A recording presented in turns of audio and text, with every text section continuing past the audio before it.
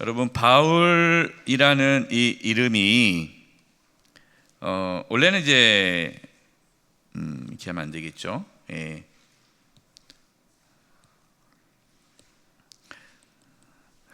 그 전에는 사울이었죠. 예.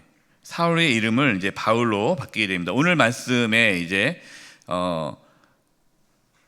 사울에서 바울로 이름이 이제 바뀌어 기록되게 되는데요. 뭐 이름은 다른 뜻이 아닙니다. 이 사울은 히브리식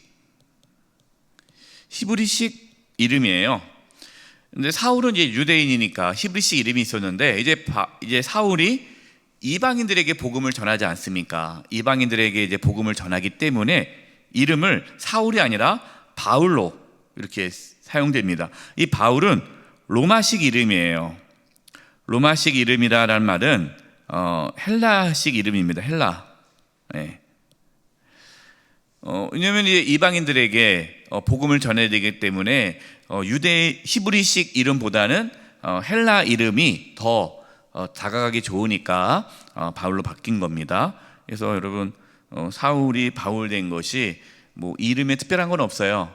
이 이름에는 특별한 이유가 있다면 이제는 이방인을 향하여 이제는 선교하는 사도로서 하나님께 쓰임 받는 것을 보여주는 이름이 이제 바울이죠. 17페이지 보면은요, 이제 지난번에 우리가 안디옥 교회에서 이 두 사람 바나바와 바울을 파송을 합니다. 그때 이제 함께 같이 갔던 사람이 마가 요한이죠. 바나바의 조카 마가 요한, 우리가 알고 있는 마가복음을 기록한 자죠. 이 마가 요한이 함께 동행을 합니다. 17페이지 첫 번째, 성령의 보내심을 받아 나아감. 사도행전 13장 4절을 보면요, 두 사람이 성령의 보내심을 받아 실루기아에 내려가 거기서 배 타고 구브로에 가서, 이 구브로에 갑니다. 성령의 보내심을 받아 나아간 겁니다. 저와 여러분도 성령의 보내심을 받아 살아가는 은혜가 있기를 바랍니다. 자, 1차 전도 여행은요, 사도행전 13장 4절에서 14장까지가 바울의 1차 전도 여행이고요. 약 2240km를 갑니다. 왕복이에요. 이 바울의 항상 전도 여행을 보면요, 갔던 곳을 다시 돌아오면서 다시 복음을 전합니다. 그러니까 갈 때는 교회를 세우고 돌아올 때는 교회의 지도자를 세우고 오는 거예요. 항상 그 방식입니다. 갈 때 교회를 세우고 돌아오면 다시 방문을 하면서 그때 지도자를 세우고 맡기고 돌아오는 방식으로 선교를 합니다. 그러면 먼저 지도를 보도록 하겠습니다. 여러분, 지도를 한번 먼저 보면요,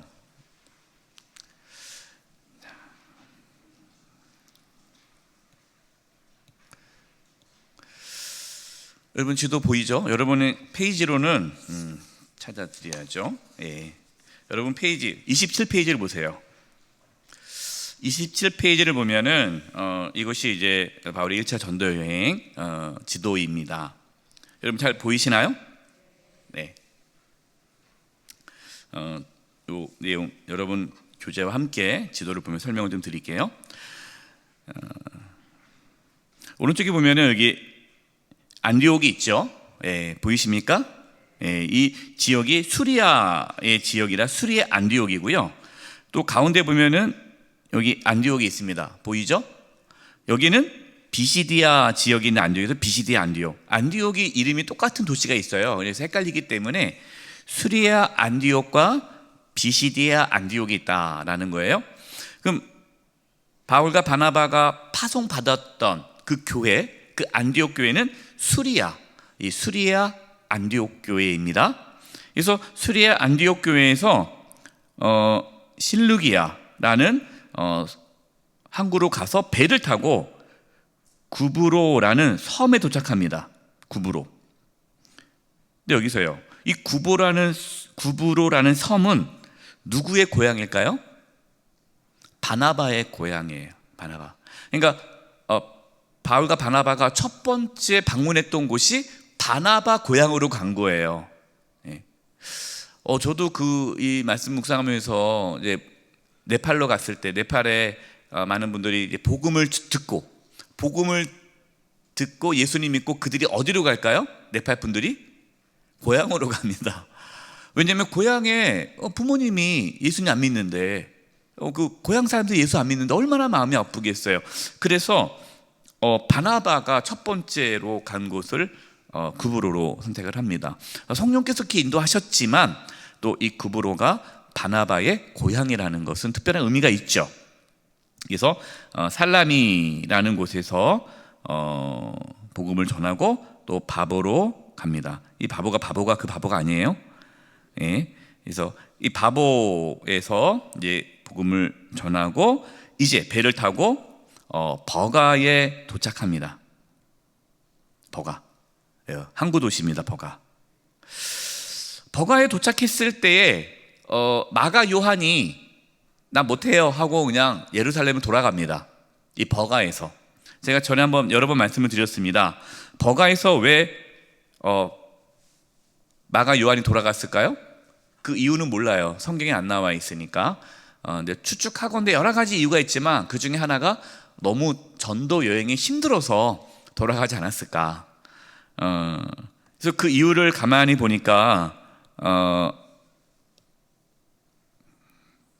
제가 이제 그림을 그리면요, 토루스 산맥이라고 이제 그 산맥이 막고 있는데 어떻게 막고 있느냐? 이렇게 막고 있어요. 토르소 산맥이 이렇게 약 600km가 돼 있습니다. 600km 산맥이 돼 있어요.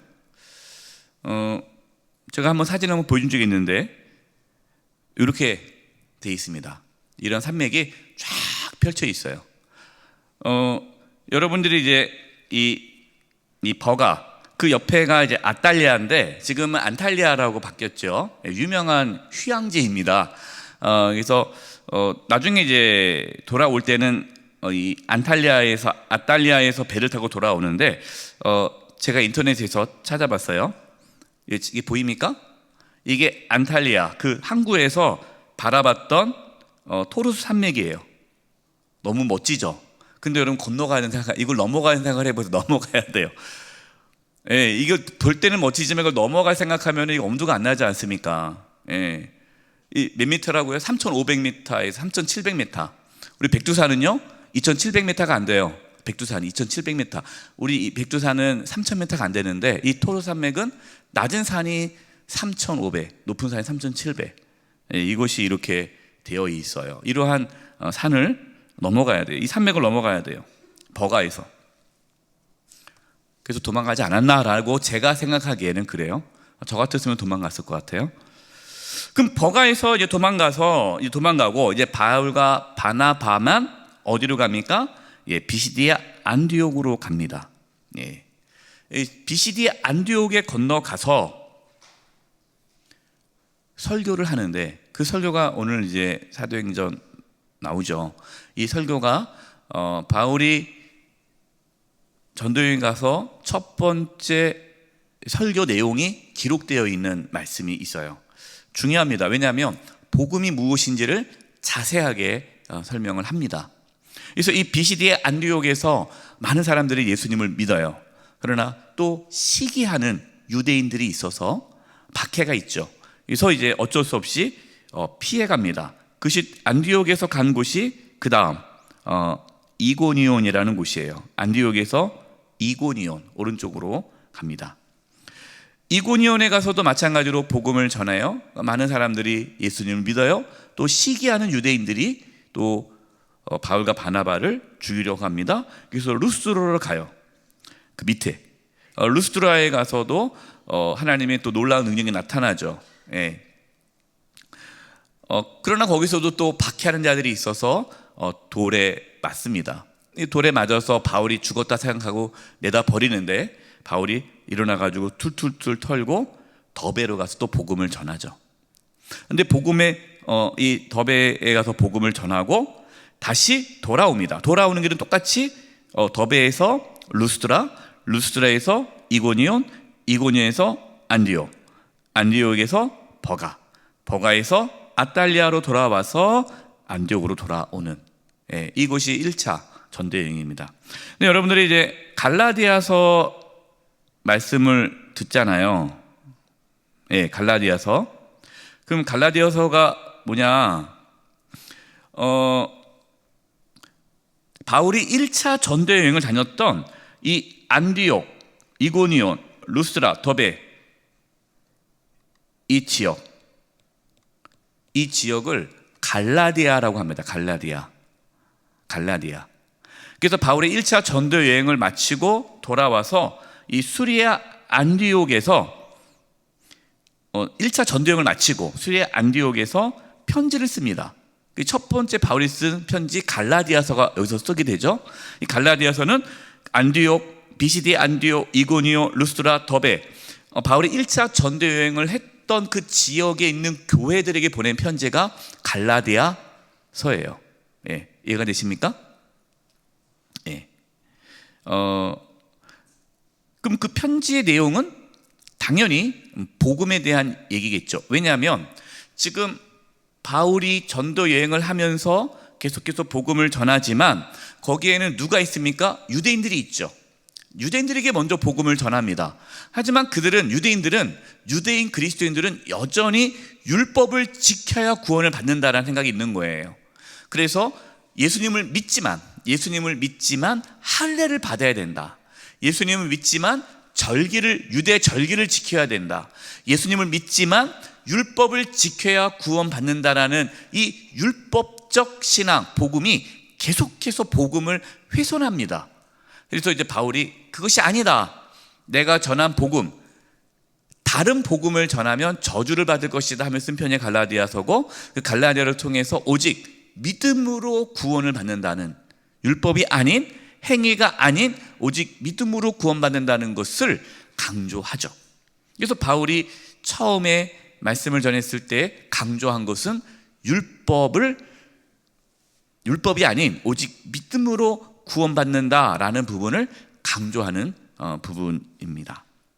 이것이 이제 1차 전도 여행이고요. 그리고 1차 전도 여행을 마치고 여기 안디옥에서 예루살렘으로 내려와서 예루살렘 회의에 참여합니다. 그래서 여기서 이제 교회가 정하죠. 할례를 받지 않아도 구원을 받을 수 있다 하면서 율법이 아닌 믿음으로 구원받는다라는 것을 이 예루살렘 회의에서 결정하게 되죠. 이것이 오늘 여러분과 나눌 말씀입니다. 이제 하나하나 들어가도록 하겠습니다. 17페이지 보겠습니다. 자, 1번 구브로 섬이에요. 이 구브로 섬이 바나바의 고향이라고 그랬죠. 살라미라는 이 먼저 도착한 곳에 가서 바울은 처음에 가면 회당에서 말씀을 전합니다. 회당, 유대인들이 있는 곳이죠. 회당에 가서 말씀을 전합니다. 그다음에 이제 두 번째 바보라는 또 도시로 가죠. 그 섬 안에서 두 번째 도시입니다. 바보입니다. 거기에 바예수라는 거짓 마술사가 있죠. 근데 거기에 또 누가 있습니까? 총독 서기오 바울이 있습니다. 총독이 있어요.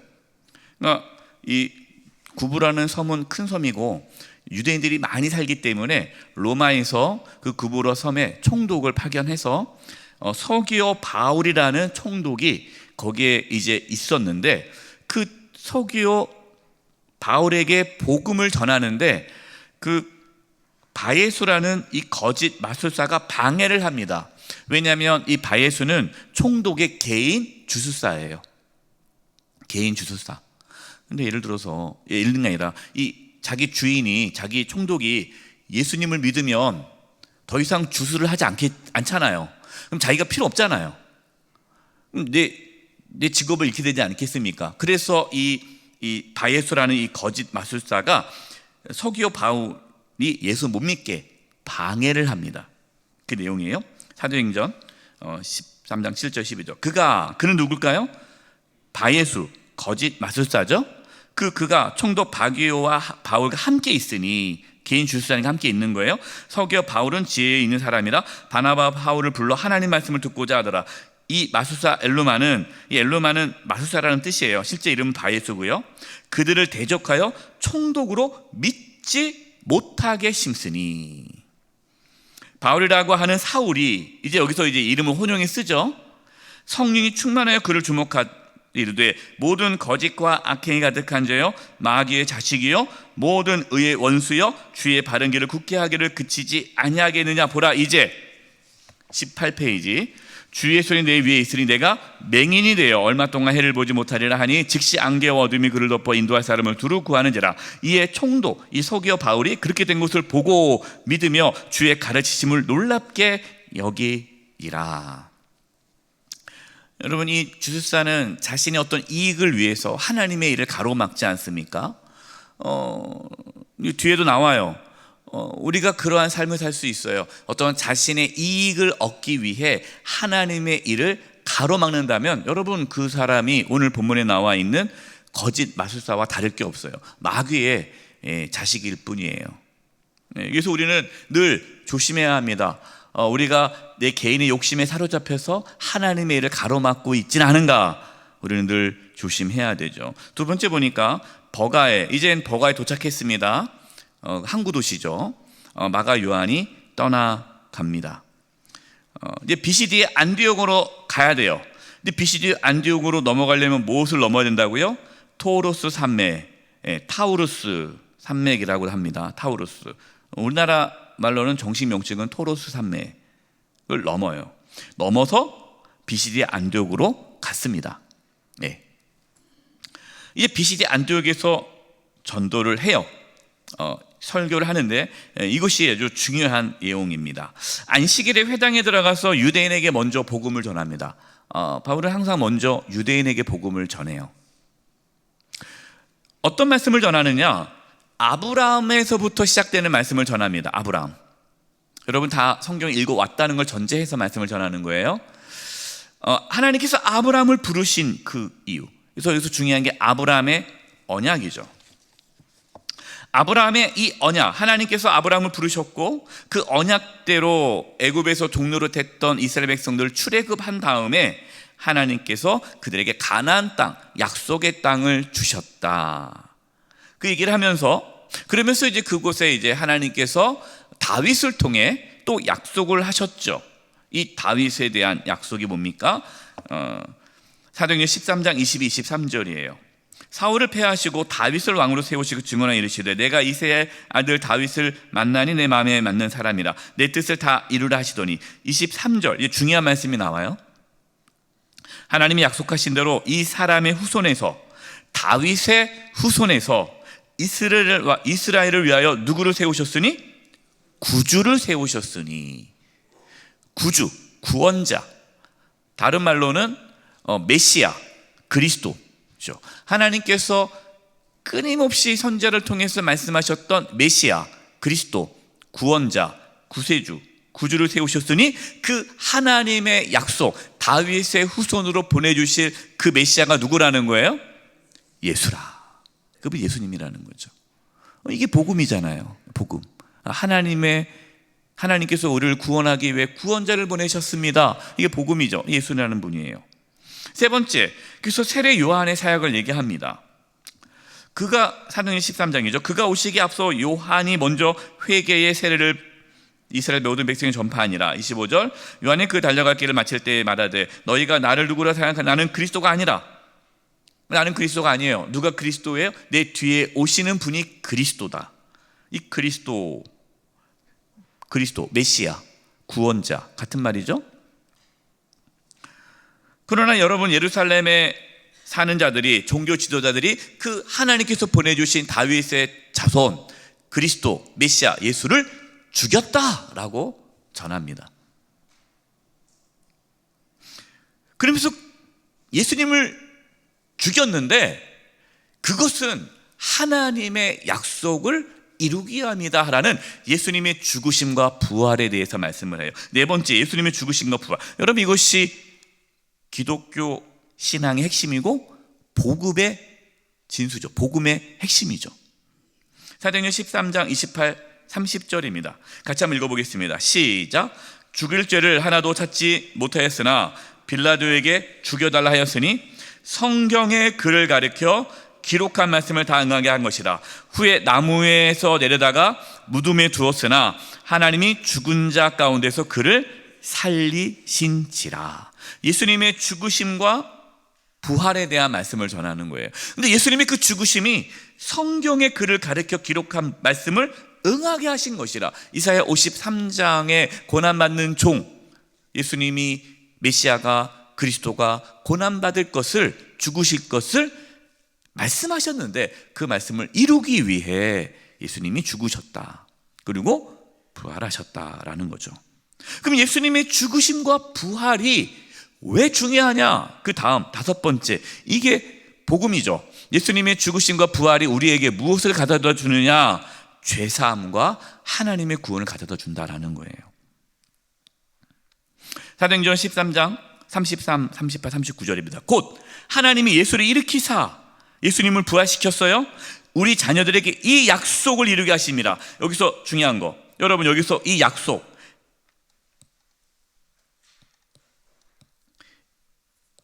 이 약속이 뭘까요? 이 약속을 이루게 하십니다. 이 약속은 아브라함에게 주셨던 언약이에요. 아브라함의 언약. 복이 될 것이고 복의 통로가 될 것이다. 이 아브라함의 언약은 다윗의 언약으로 이어지죠. 내 후손으로 메시아를 보낼 것이다. 이것이 아브라함 언약, 다윗의 언약, 이것이 누구를 통해서 성취된다는 겁니까? 예수 그리스도의 죽으심과 부활로 하나님께서 말씀하신 이 약속이 이루어졌다라는 거예요. 보겠습니다. 33절 시편 둘째 편에 기록방과 같이 너는 내 아들이라 오늘 너를 낳았도다 하셨고 그러므로 형제들아 너희가 알 것은 이 사람을 힘입어. 이 사람이 누굽니까? 예수님이죠. 예수님을 힘입어 죄사함을 너희에게 전하는 이것이며 또 모세의 율법으로 너희가 의롭다 하심을 얻지 못하던 모든 일에도 이 사람을 힘입어 믿는 자마다 의롭다 하심을 얻는 이것이니라. 자, 예수 그리스도가 죽으시고 부활하심으로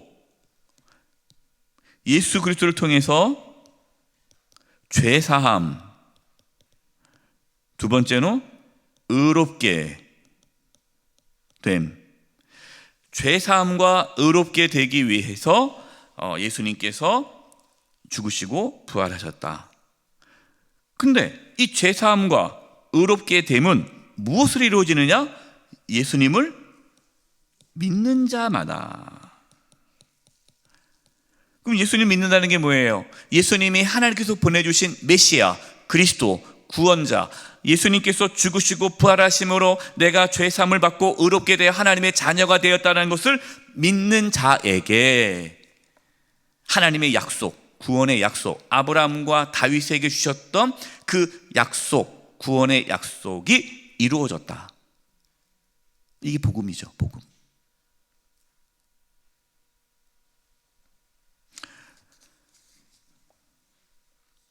이 복음을 전했어요. 그랬더니 많은 사람들이 이 복음을 듣고 예수님을 믿고 구원을 받게 됐습니다. 그 다음 보십시오. 하나님의 은혜가 있어서 이방인에게 복음이 전파됨. 사도행전 13장 42절입니다. 그들이 나갔어요. 그러니까 베드로가 아니시죠. 사울과 바나바가 회당에서 복음을 전했고 이제는 나갔어요. 나가니까 사람들이 다음 안식일에도 회당에 와서 말씀을 전해주세요라고 부탁하는 거예요. 그리고 43절에 회당 모임이 끝난 후에 유대인과 유대교에 입교한 경건한 사람들이 많이 바울과 바나바를 따르니 두 사도가 더불어 말하고 항상 하나님의 은혜 가운데 있으라 권하니라. 많은 사람들이 예수님 믿어요. 그런데 그 중에는 또 시기하는 자들이 있죠. 유대인들 중에 그 바울과 바나바가 전한 그 복음을 듣고 예수님을 믿겠다고 하는 그 모습 보면서 시기가 나는 거예요. 질투가 나는 거예요. 그래서 비방합니다. 바울이 전한 것을 비방하고 반박을 해요. 그랬더니 이제 바울과 바나바가 이렇게 얘기하죠. 그 다음에 사도행전 13장 47절입니다. 주께서 이같이 우리에게 명하시되 내가 너를 이방의 빛으로 삼아 너로 땅끝까지 구원하게 하리라 하셨느니라. 유대인들이 영생 얻기를 거부하니까 하나님께서 우리를 이방인에게로 향하게 하셨다 하면서 48절 이방인들이 듣고 기뻐하여 하나님의 말씀을 찬송하며 영생을 주시기로 작정된 자는 다 믿더라. 하나님 말씀을 듣고 기뻐했어요. 누가? 이방인들이요. 그전에는 유대인들에게만 구원이 있단 말이에요. 그러니까 이방인들이 구원을 받으려면 먼저 유대인이 된 다음에 그리고 구원을 받는데, 유대인이 되지 않아도 이방인이 누구든지 예수님을 믿으면 구원을 받게 되었다라는 소식을 듣고 이방인들이 기뻐하는 거예요. 아, 우리에게도 구원이 있구나. 그러나 이 말을 듣고 더 기분 나쁘겠죠, 유대인들이요. 그래서 유대인들의 시기로 인한 방해입니다. 사도행전 13장 45, 50절입니다. 유대인들이 그 무리를 보고, 예수 믿는 자들이 많은 걸 보고 시기가 가득하여 바울이 말한 것을 반복하고 비방하거늘, 이에 유대인들이 경건한 부인들과 그 신의 유력자들을 선동하여서 바울과 바나바를 박해하게 하여 그 지역에서 쫓아내니. 아직 넘기지 마시고요. 네. 여러분, 여기서 우리가 우리가 사도행전 말씀을 묵상하는데 그 사건을 이해하는 게 중요하지 않아요. 우리 속에 어떤 모습이 있냐는 거예요. 지금 유대인들 같은 시기가 우리 안에 있는지 정직하게 돌아봐야 돼요. 여러분, 지금 유대인들에게는 옳고 그름이 중요하지 않죠. 무엇이 하나님의 뜻이냐, 무엇이 옳으냐 그르냐, 거기에 중요하지 않아요. 그 사람은 지금 유대인들에게 뭐가 사로잡혔어요? 모든 유대인들이 아닙니다. 몇 사람 유대인들이에요. 그 몇 사람 유대인들이 어떤 사람이에요? 유력한 자, 지도자들, 영향력을 끼치는 사람들이에요. 왜? 자기의 영향력이 사라지는 게 싫은 거죠. 시기와 질투에 사로잡힌 거예요. 여러분, 앞서서 그 구브로섬에서 바예수라는 거짓 마술사가 시기와 질투에 사로잡혀서 예수 믿는 것을 가로막지 않았습니까? 마찬가지예요. 여기 유대인들도 마찬가지예요. 시기와 질투로 하나님의 일, 복음을 가로막는 거예요. 여러분, 우리 모습 속에 그런 모습은 없습니까? 시기와 질투 때문에 기분 나빠. 내가 그 사람이 싫어. 저 사람에 대해서 막 분노가 있어. 그러니까 그 사람이 하는 일이 이것이 주님의 뜻인지 아닌지 관계없어요. 그냥 무조건 막는 거예요. 여러분, 교회 안에서요, 분열과 다툼이 왜 일어납니까? 시기와 질투 때문에 그래요. 시기와 질투 때문에 발목을 잡는 거, 서로 발목을 잡는 거예요. 내 뜻이 이루어지지 않으면 저 사람 뜻도 이루어지지 않으리. 그냥 서로 물고 묻는 거죠. 여러분, 우리가 시기와 질투로 하나님의 일을 가로막고 있지는 않은가 돌아보시고, 만약 그런 것이 있다면 회개하고 정말 시기와 질투가 아닌 정말 주님의 뜻을 위하여 우리가 힘쓸 수 있기를 바랍니다. 20페이지 넘겨도 돼요? 박해가 있어요. 시기와 질투가 있어요. 얼마나 많은 위협이 있었겠습니까? 쫓겨났습니다. 그러면 원망할 수 있잖아요. 하나님, 내가 그렇게 힘들게 토르스 산맥을 넘어왔는데 이 비시대 안디옥에서 뭔가가 열매가 있어야 되는데 열매를 맺을 쯤 하다가 왜 이렇게 쫓겨납니까? 원망할 수 있잖아요. 여기까지 내가 힘들게 왔는데. 근데 바울과 바나바는 그렇지 않아요. 기쁨과 성령이 충만했습니다. 사도행전 13장 52. 두 사람이 그들을 향하여 발에 티끌을 떨어버리고 이고니온을 가거늘 제자들은 기쁨과 성령이 충만하니라. 아멘. 저와 여러분의 삶에 기쁨과 성령이 충만하기를 바랍니다. 어떤 환경에 있어도 거기에 막 휘둘리지 않고, 여러분, 우리는 기쁨과 성령이 충만하기를 바라요. 성령 충만하면 기쁩니다. 성령 충만한 자는 기뻐요. 딴 데 가면 되지 뭐 하고 이제 이고니온으로 간 거예요. 두 번째 간 곳이 이제 세 번째죠. 구브라 섬에 가 있었고, 그다음에 이제 그다음에 안디옥에 갔다가 비시디 안디옥에 갔다 이고니온으로 넘어갑니다. 자, 이고니온으로 갔어요. 처음에 회당에 들어가서 복음을 전한다는 거였죠. 회당에. 네. 이 이고니온에서 두 사도가 함께 유대인의 회당에 들어가 말하니, 뭘 말했을까요? 앞에서 BCD 안디옥에서 전했던 복음을 전한 거죠. 아브라함에서부터 시작해가지고 또 지금 예수님이 죽으신과 부활하심, 죄사함과 의롭게 되는 이 복음에 대해서 말씀을 전했어요. 그랬더니 유대와 헬라, 이 헬라는 이방인입니다. 유대인과 이방인이 허다한 무리가 믿더라. 여러분, 믿음은 어디서 생깁니까? 말씀을 들음으로 생기는 거예요. 말하니, 말씀을 들었더니 믿더라. 예. 여러분, 우리가 전도하는 이유는요, 말씀을 전해야 돼요. 그래서 세세며 초청 주일에 왜 교회에 오라고 하느냐? 교회 와서 말씀을 들어야 믿음이 생기니까. 예. 여러분, 이번에 세세며 초청 주일에 모실 분, 작년에 오셨던 분, 재작년에 오셨던 분, 그 전에 오셨던 분도 모시고 오면 돼요. 예. 언제까지 모시고 와야 돼요? 예수님 믿을 때까지. 예.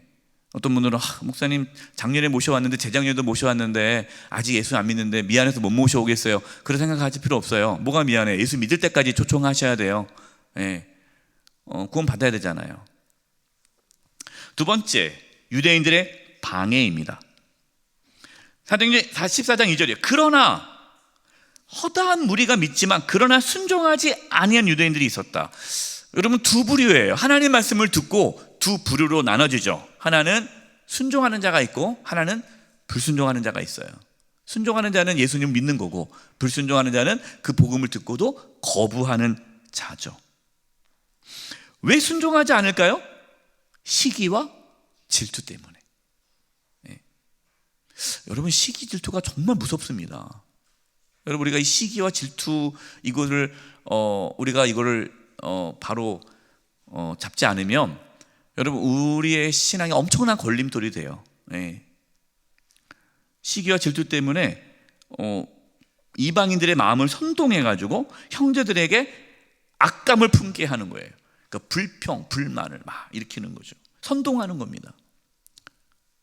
혹시 여러분, 우리 교회는 그런 분들이 없지만 혹시 여러분 주변에 막 불평하고 원망하고 부정적으로 얘기하고 막 그래 선동해가지고 일이 안 되게끔, 혹시 그런 분을 혹시 만나면은 피하시기 바랍니다.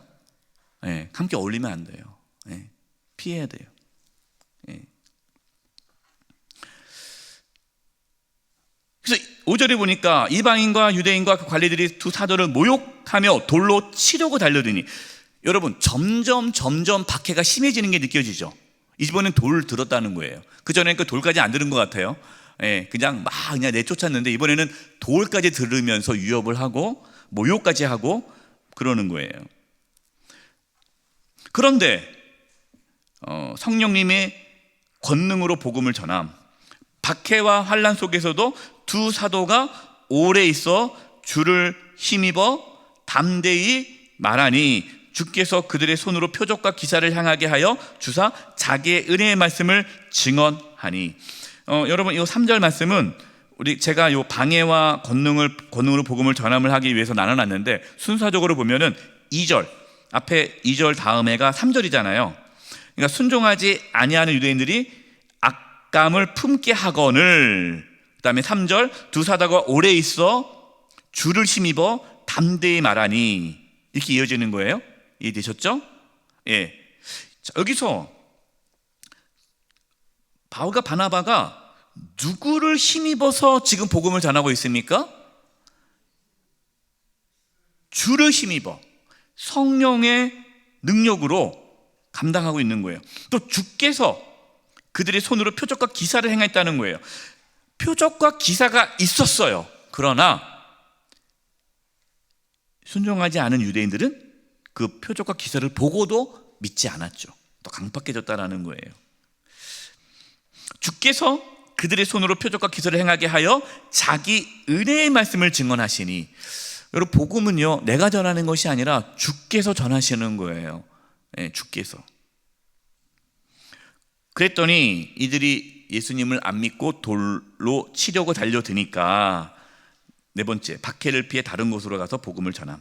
그들이 알고 도망하여 루가오니의 두 성 루스드라와 더베의 그 근방에 가서 거기서 복음을 전하니라. 이제 루스드라 갑니다. 자, 루스드라 가니까 나면서부터 걷지 못한 자가 있어요. 바울이 보니까 구원받을 만한 믿음이 그에게 있습니다. 그래서 내 발로 바로 일어서라니 그 사람이 일어나 걷는지라. 많이 봤죠. 어디서 이런 일이 있었습니까? 베드로 요한이 성전 미문에 앉아있는 나면서부터 걷지 못했던 자를 고쳤던 사건과 똑같은 사건이 일어나죠. 그러자 사람들이 나면서부터 걷지 못한 자가 걷고 뛰는 모습 보면서, 거기는 지금 로마 지금 시대 아닙니까? 그러니까 로마 신, 제우스 신, 헤르메스 신이 인간의 모습으로 왔다라고 생각하면서 이 바울과 바나바를 신으로 추앙을 하죠. 그러니까 바울과 바나바가 소리를 지릅니다. 21페이지 세 번째 사도행 14장이에요. 두 사도 바나바 바울이 듣고 옷을 찢고 무리 가운데 뛰어들어가 소리질러 이르되 여러분이 어찌하여 이런 일을 하느냐. 이런 일이 뭡니까? 자신들을 신으로 섬기는 일. 왜 이런 일을 하느냐? 우리도 여러분과 같은 성정을 가진 사람이다. 우리도 여러분과 똑같은 인간이다.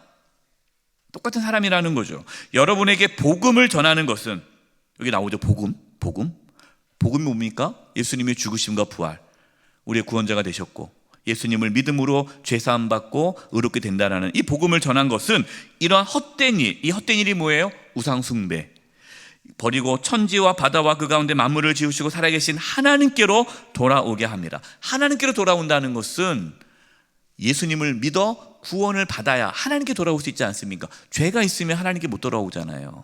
네, 그러니까 우상 숭배로는 하나님께 돌아올 수가 없는 거죠. 그래서 이렇게 합니다. 그런데 또 박해로 돌에 맞아요. 14장 19절. 유대인들이 또 안디옥과 이고니온에서 와서, 참 유대인들 대단한 게 안디옥에 있던 유대인들이 쫓아옵니다. 또 이고니온에서 쫓아와가지고 무리를 충동해서 이제는 돌로 바울을 칩니다. 루스드라에서요. 그래서 죽은 줄 알고 시외로 끌어내치니라.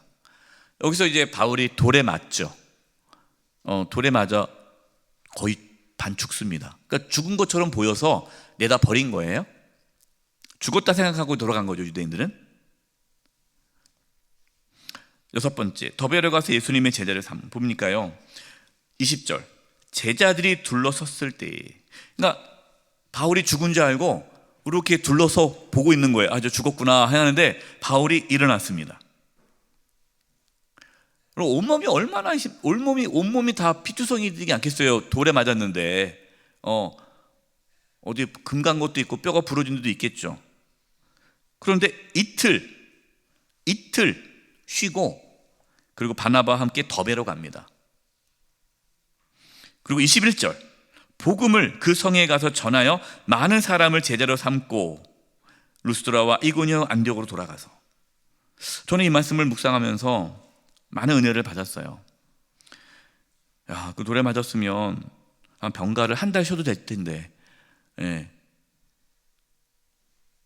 뭐 이렇게 아픈데 무슨 선교냐, 돌아가자, 그럴 수 있잖아요. 근데 바울은 이틀 딱 쉬고 이튿날, 그 다음날 더베로 가서 복음을 전합니다. 네, 전화 받으세요. 네, 누군지 모르겠지만. 네. 근데 여기서요, 제자로 삼았다는 거예요. 제자. 이제 제자라는 말이 나오죠. 제자. 그냥 예수님을 전한 것이 아니라 예수님의 제자를 삼았다는 거예요. 여기서 이제 중요합니다. 왜냐? 이제 지금 바울이 교회를 세우고 있는데, 교회만 세우는 것이 아니라 그 교회 성도들이 예수님의 제자가 되도록 훈련시켰다라는 거예요. 여러분 예수님의 제자입니까? 여러분, 우리는 예수님의 제자로 살아가야 돼요. 네, 예수님이 제자예요, 우리는요. 그리고 다시 루스드라가 어떤 곳이에요? 자기를 돌로 쳤던 곳이잖아요. 돌에 맞아 죽을 뻔했던 곳으로 다시 돌아갑니다. 왜 돌아갈까요?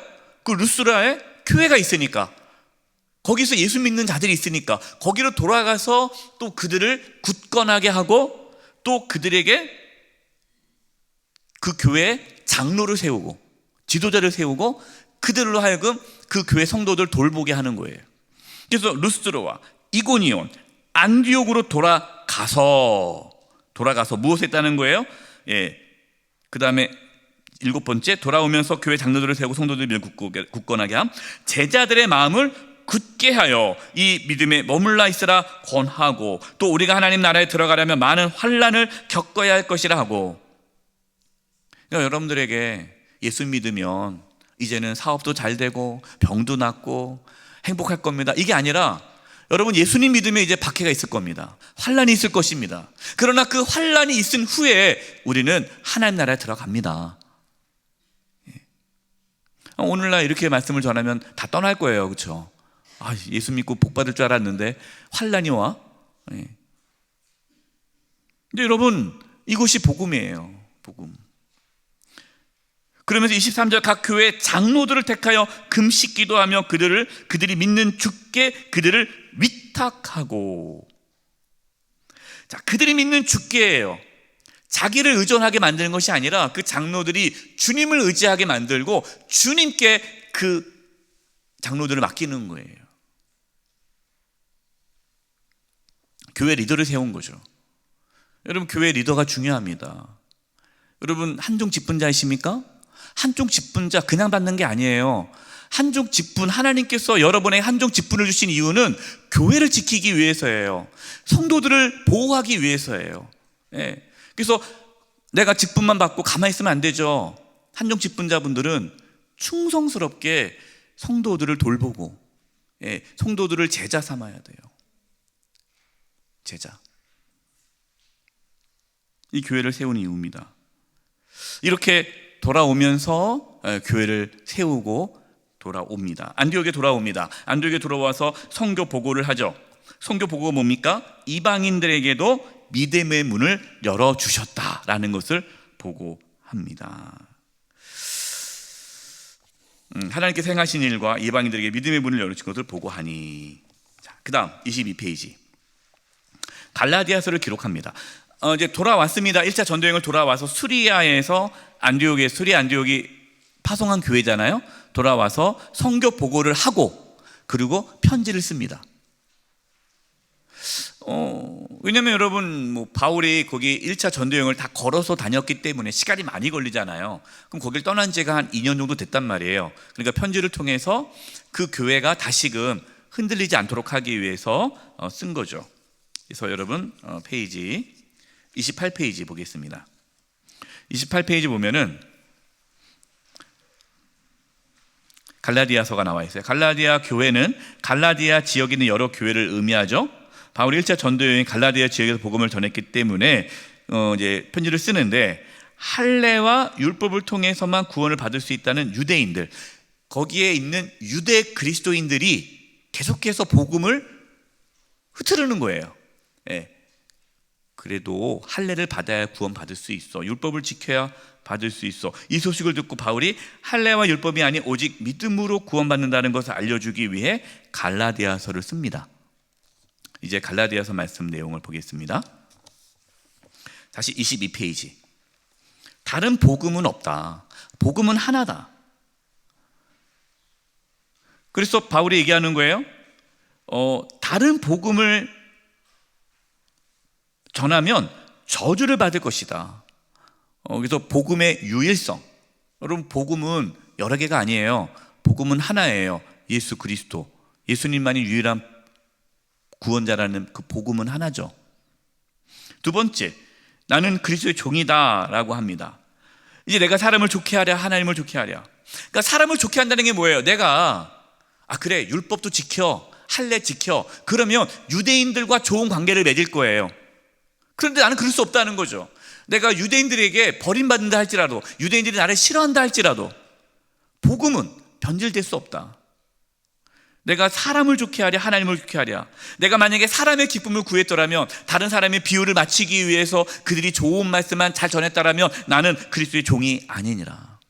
여러분, 기도해 주세요. 저를 위해서요, 우리 목회자들을 위해서요. 하나님의 말씀을 바르게 대언할 수 있도록 여러분 기도해 주시기 바랍니다.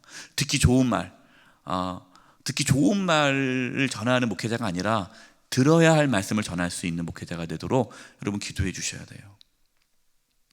세 번째, 그리스도의 계시로 사도됨. 내가 전한 복음은 사람의 뜻에 의해서 진 것이 아니라 계시로, 오직 예수 그리스도의 계시로 내가 받은 것이라. 바울이 계시를 받았잖아요. 다메섹 가는 길에 주님 만나고 그리고 광야에 3년 동안 바울이 이제 계시를 받죠.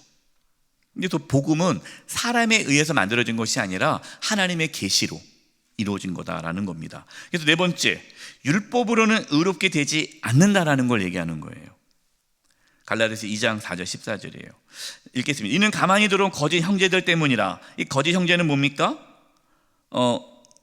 율법으로 구원받을 수 있다는 사람들이죠.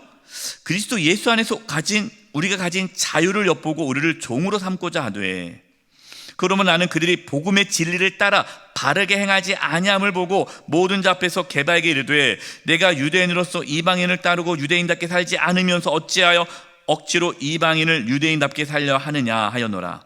그러니까 게바 베드로도 이방인들에게 율법을 지켜야 하는 것처럼 보였다는 거예요. 왜냐하면 그 당시 이 베드로가 이방인과 같이 이렇게 있었는데 유대인들이 들어오니까 베드로가 깜짝 놀라서 이방인과 함께 있는 것을 거기서 도망갔거든요. 왜냐하면 유대인들은 이방인과 함께 하면 안 되잖아요. 그 율법이잖아요. 그러니까 여전히 이 게바 베드로도 율법에 사로잡혀서 신앙생활을 하고 있는 부분을 바울이 지적한 거죠. 좀 대단한 사람이에요. 이 대단한 이 베드로 사도에게 당신이 율법으로 구원받지 못하면서 어떻게 이방인들에게 율법을 행해야 된다는 식으로 얘기하느냐, 이렇게 얘기하면서 율법으로 의롭게 되지 못함을 얘기하죠. 갈라디아서 4장 9절과 11절입니다. 이제는 너희가 하나님을 알 뿐 아니라 더욱 하나님이 아신 바 되었거늘 어찌하여 다시 약하고 천박한 초등학문으로 돌아가서, 이 약하고 천박한 초등학문이 뭡니까? 율법으로 다시 돌아가서 다시 그들에게 종노릇 하려느냐. 왜 율법의 종이 되느냐? 우리는 율법의 종이 아니라 예수님의 종인데. 10절, 너희가 날과 달과 절기와 해를 삼가 지키니 내가 너희를 위하여 수고한 것이 헛될까 두려워하노라. 하나님의 교회가 있습니다. 여러분, 이단 중에 하나님의 교회가 안식일 그리고 유월절을 지켜야 구원받는다고 얘기를 해요. 이 말씀을 얘기해 주면 돼요. 너희가 날과 달과 절기와 해를 삼가 지키니 내가 너희를 위하여 수고한 것이 헛될까 두려워하노라. 우리가 유월절을 지켜야 되고 안식일을 지켜야 되고 율법의 어떤 절기 이런 것들을 지켜야 구원을 받을 수 있다라고 한다면, 복음은 바울이 내가 복음을 전하기 위해 그렇게 노력했는데 그 모든 것이 헛된 것이 아니냐. 그래서 율법으로 의롭게 되지 않아요. 그러면 무엇으로 의롭게 됩니까? 5번째, 오직 믿음으로 의롭게 된다라는 것을 전하죠. 갈라디아서 2장 16절입니다. 같이 한번 읽어보겠습니다. 시작. 사람이 의롭게 되는 것은 율법의 행위로 말미암이 아니요 오직 예수 그리스도를 믿음으로 말미암은 줄 알므로 우리도 그리스도 예수를 믿나니 이는 우리가 율법의 행위로서가 아니고 그리스도를 믿음으로써 의롭다함을 얻으려 함이라. 율법의 행위로서는 의롭다함을 얻을 육체가 없느니라. 아멘. 이게 복음이죠. 오직 믿음으로 의롭게 된다. 그 다음에 갈라디아서 3장 2절, 5절, 8절, 9절 제가 읽어드리겠습니다. 내가 너에게 다만 이것을 알려 하노니 너희가 성령을 받은 것이 율법의 행위로냐 듣고 믿음으로냐. 너희가 성령을 받았는데 성령을 받아야 거듭나지 않습니까? 거듭나야 하나님 나라에 들어갈 수 있잖아요. 하나님 나라에 들어가는 것이 율법의 행위를 네가 지켜서 성령을 받았냐, 아니면 복음을 듣고 믿음으로 죄사함 받아 성령을 받았느냐, 그 말씀이에요. 너에게 성령을 주시고 너희 가운데 능력을 행하시는 이 일이 율법의 행위에서냐 듣고 믿음에서냐. 또 하나님이 이방을 믿음으로 말미암아 의로 정하실 것 성경이 미리 알고 먼저 아브라함에게 복음을 전하되 모든 이방인이 너로 말미암아 복을 받으리라. 이건 아브라함의 언약이잖아요. 내가 너로 인하여 모든 민족이 복을 받으리라 할 때에 그것이 뭐냐는 거예요. 그러므로 믿음으로 말미암는 자는 믿음이 있는 아브라함과 함께 복을 받느니라. 아브라함이 뭔가 의로운 일을 해서 구원받은 것이 아니라 하나님이 그 약속을 믿었기 때문에 의롭게 된 것처럼 우리가 믿음으로 의롭게 된다. 계속 얘기합니다. 갈라디아서 3장 13, 14절. 그리스도께서 우리를 위하여 저주를 받은 바 되사 율법의 저주에서 우리를 속량하셨으니. 예수님이 왜 죽으셨느냐? 우리 대신 저주를 받으신 것이다. 왜냐? 우리가 율법의 저주가 뭡니까? 여러분, 법이라는 것은 법이 있기 때문에 죄가 드러나는 거잖아요. 그래서 율법의 저주라는 것은요, 그 법을 지키지 않으면 죽는 거예요. 죄의 삭은 사망이니까. 그 죄의 삭은 사망인데, 그 저주, 사망에서 우리를 속량하셨으니, 우리의 모든 죄를 깨끗이 씻어주셨으니, 기록된 바 나무에 달린 자마다 저주 아래에 있는 자라. 왜 예수님께서 십자가에서 못 박혀 죽으셨느냐? 저주받으신 것이다. 우리 대신에 우리가 받아야 할 저주를 예수님이 받으신 것이다. 14절, 이는 그리스도 안에서 아브라함 복이 이방인에게 미치게 하고 또 우리로 하여금 믿음으로 말미암아 성령의 약속을 받게 하려 함이라. 예수님 믿음으로 우리가 성령을 받는다는 거죠. 갈라디아서 3장 24, 26절입니다. 이같이 율법이 우리를 그리스도께로 인도하는 초등교사가 되어 우리로 하여금 믿음으로 말미암아 의롭다함을 얻게 하려 함이라. 여러분, 율법이 초등교사입니다. 이 초등교사라니까 지금 초등학교 선생님을 말하는 게 아니라, 여기에서 말하는 초등교사는 종이에요. 종인데 어떤 종이냐면, 주인의 자녀가 학교를 갈 때 학교를 데려다 주고 데리고 오는 종입니다. 그리고 학교에서 잘 이해가 안 되는 그 내용을 좀 가르쳐주는 과외 선생님이에요. 그러니까 쉽게 말해서 주인의 그 자녀를 학교로 데려다 주는 역할이 주 역할입니다. 그러면 율법은 뭐냐?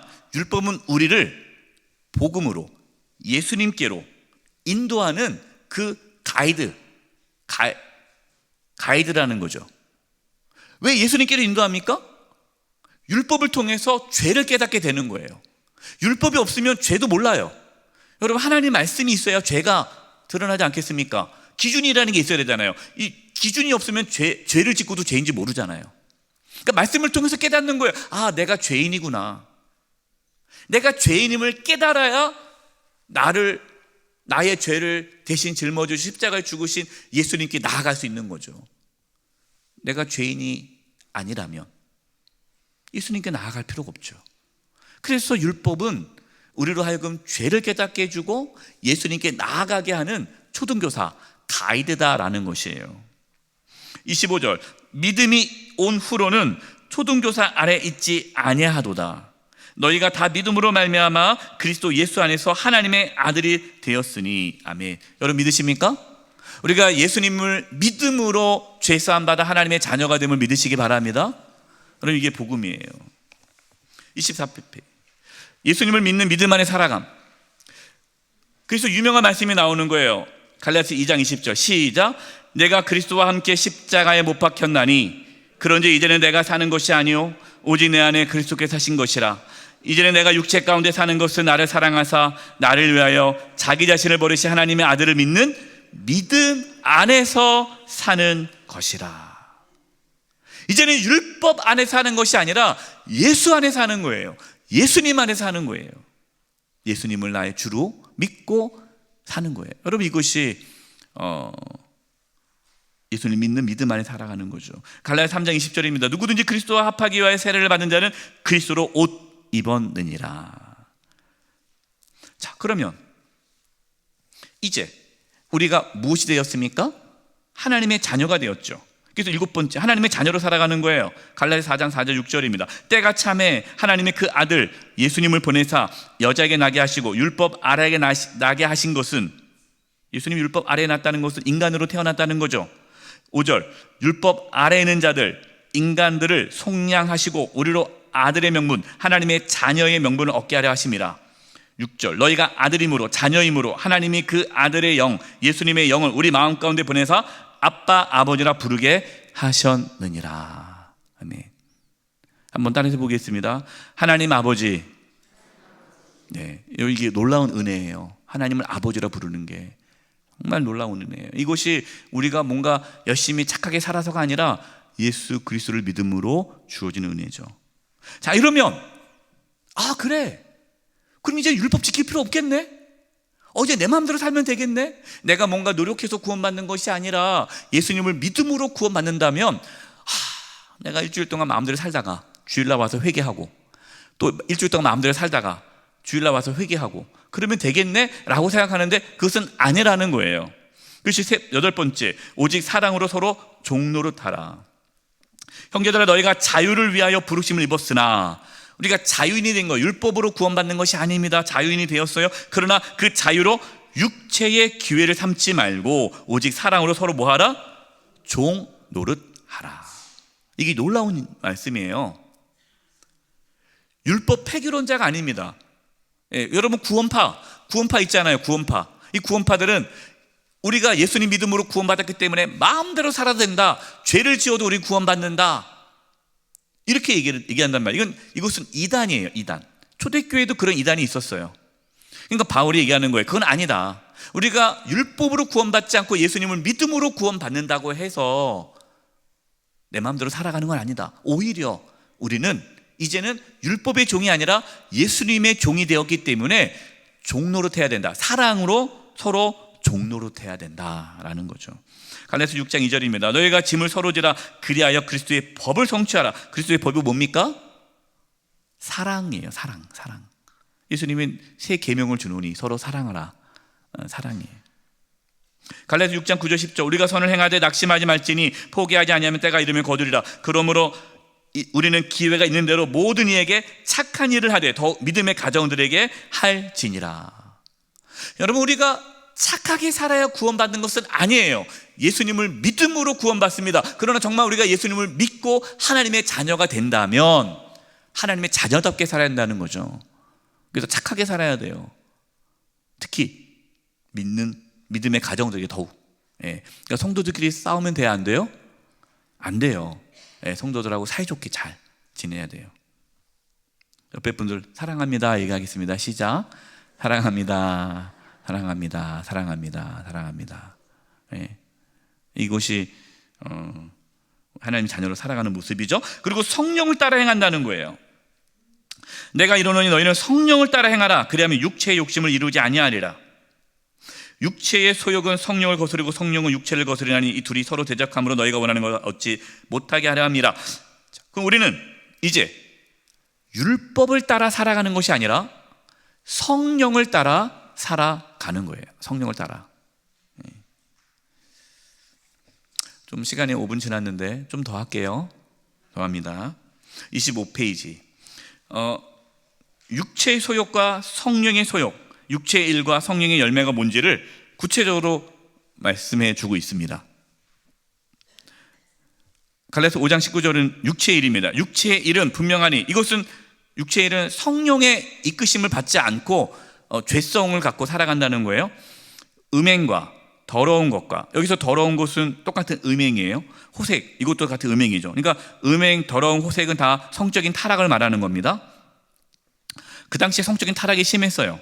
오늘날도 마찬가지겠지만 우상 숭배, 주술, 원수 맺는 것, 분쟁.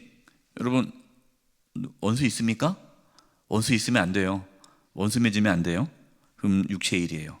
분쟁. 이 분쟁은 경쟁을 통해서 막 싸우는 거예요.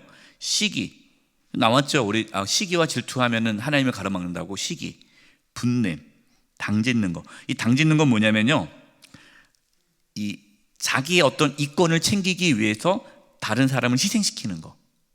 이거를 여기서는 당짓는 것이라고 표현했어요. 원래 이 헬라어 이 원뜻은 이기적인 야망입니다. 이기적인 야망. 그러니까 자기 어떤 이익을 위해서 다른 사람을 희생시키는 거예요. 다른 사람을 희생시키더라도 자기가 이익을 얻게 하는 거. 이게 당짓는 거. 분열과 분열함, 이단. 여기서 이단이라는 거, 우리가 알고 있는 이단이 아니라 여기서 이단이라는 이 헬라어 단어는 분열, 파벌을 뜻해요. 파벌. 네 편 내 편 나눠서 하는 거. 그래서 여러분 뭐 진보냐 보수냐, 여러분 이거를 막 하시는 분은요, 이건 육체의 일이에요. 여러분 그리스도 안에서는요 진보와 보수가 없어요. 우리는 하나님의 나라를 이루기 위해 같이 가는 것이지. 진보 가운데서 들어야 할 말씀을 듣고 보수 가운데 들어야 할 말씀을 듣고 우리는 같이 이렇게 해야지. 딱 해서 뭐 너 어느 편이야 해서 이렇게 분열과 다툼을 일으키는 것은 육체의 일입니다. 투기. 이 투기는 뭡니까? 질투예요. 이 투기가 그래서 어떤 거냐면요, 다른 사람이 갖고 있는 것 갖고 싶은 거예요. 예. 그리고 나는 왜 못 가졌어? 저 사람은 왜 가졌어? 동창을 만났는데 동창이 나보다 공부도 못했고 얼굴도 못생겼는데 얘는 왜 나보다 잘 살아야 돼? 난 속상해 죽겠네. 이게 투기예요. 너도 못 가지면 나도 못 가져. 내가 못 가지면 너도 못 가져. 우리 너 죽고 나 죽자. 이게 투기예요. 이 투기라는 게 땅 투기 그 말하는 거 아닙니다. 이 투기라는 단어가 그런 의미예요. 질투입니다. 술 취함과 방탕함과 또 그와 같은 것들이라. 전에 너에게 경계한 것들을 경계하는 이런 일을 하는 자들은 하나님의 나라를 유업으로 받지 못할 것이요. 여러분, 이 말씀을 오해하면 안 돼요. 이렇게 살면 지옥 간다라는 것이 아니라 성령을 성령을 받지 못하면 이러한 육체의 일에 사로잡혀 산다는 거예요. 그런데 여러분, 우리 안에 이러한 모습이 있지만, 그러나 성령이 안에 있으면 이것이 죄라는 걸 깨닫게 해요. 그리고 회개하게 하죠. 그래서 제가 늘 얘기하는 겁니다. 누구를 미워해요. 미워하는데 괴롭지가 않다. 그분은 예수 안 믿는 거예요. 근데 미워해요. 근데 괴로워요. 그분은 예수 믿는 거예요. 네, 성령의 감동이 있는 거죠. 성령의 열매는요, 갈라디아서 5장 22, 23절입니다. 오직 성령의 열매는 사랑과 희락과 화평과 오래 참음과 자비와 양선, 선한 일이죠. 충성과 온유와 절제. 여러분, 이거 다 보십시오. 예수님의 성품이고 인격이죠. 다른 사람과 관계 속에서 갖는 그런 것들이에요. 이것이 성령의 열매다. 자, 네 번째, 예루살렘 회의입니다. 이제 그 1차 전도여행을 갔다 와서 유대 그리스도인들이 안디옥의 교회에 와서 그 율법과 할례를 강조합니다. 그 율법을 지켜야 되고 할례를 받아야 구원을 받을 수 있다. 그래서 이것이 교회 안에 논쟁이 일어났어요. 그래서 예루살렘에서 회의가 열립니다. 이 예루살렘 회의에서 베드로가 고넬료 사건 있잖아요. 우리가 이방인 고넬료에 가서 복음을 전했던 그 사건을 얘기해주고, 또 바울과 바나바가 1차 전도 여행 때 이방인들에게도 구원이 있는 것을 보고를 합니다. 그때 이 예루살렘 회의의 회장이 누구냐면 교회 수장이 예수님의 동생 야고보예요. 예수님의 동생 야고보가 그 회의를 주재합니다. 그러면서 우상의 더러운 것, 음행, 목매어 죽인 것, 피를 멀리하는 것을 규정하고 더 이상 이방인 그리스도인들에게 율법을 지켜야 된다, 할례를 지켜야 한다는 말을 하지 말아라 라는 규정을 정합니다. 이게 기독교 역사상 첫 번째 교회 회의예요. 근데 참 놀라운 것은 뭐냐면요, 그 회의의 결과를 모든 그리스도인이 따릅니다. 그 중에는 싫어하는 사람도 있을 거 아니겠어요. 유대 그리스도인들은 그래도 율법을 지켜야지, 할례를 지켜야지 생각을 했더라도 그 회의에서 결정된 것을 순종했다는 거예요. 여러분, 이게 중요합니다. 여러분, 교회에 권위가 있어야 돼요. 교회에서 어떤 일을 결정했습니다. 당회, 재직회, 공동회의를 통해서 어떤 결정되었으면 따라야 돼요. 근데 어떤 분들은 그거 잘못된 거야 하고 안 따르시는 분들이 있어요. 여러분, 그것은 교회의 질서를 무너뜨리는 거예요. 예. 자신의 신앙의 틀 안에서 고집하지 않았다라는 거예요. 여러분, 유대 그리스도인들은요, 할례를 받아야 한다는 그 생각이 있잖아요. 그 틀. 이걸 계속 고집을 했는데 이제 그것을 내려놓게 된 거죠. 예. 여러분, 이것이 정말 중요한 모습입니다. 신앙에서. 여러분, 우리도 모르게요, 신앙의 틀이 있어요. 예, 신앙의 틀. 근데 그 신앙의 틀에 갇혀버리면 하나님의 일을 가로막게 됩니다. 그래서 우리는 그 신앙의 틀을 내려놓을 수 있어야 돼요. 예, 그렇지 않으면 하나가 될 수가 없는 거예요. 예. 이 부분에 대한 말씀이에요. 26페이지 다섯 번째, 하나님 말씀을 가르치며 전파함.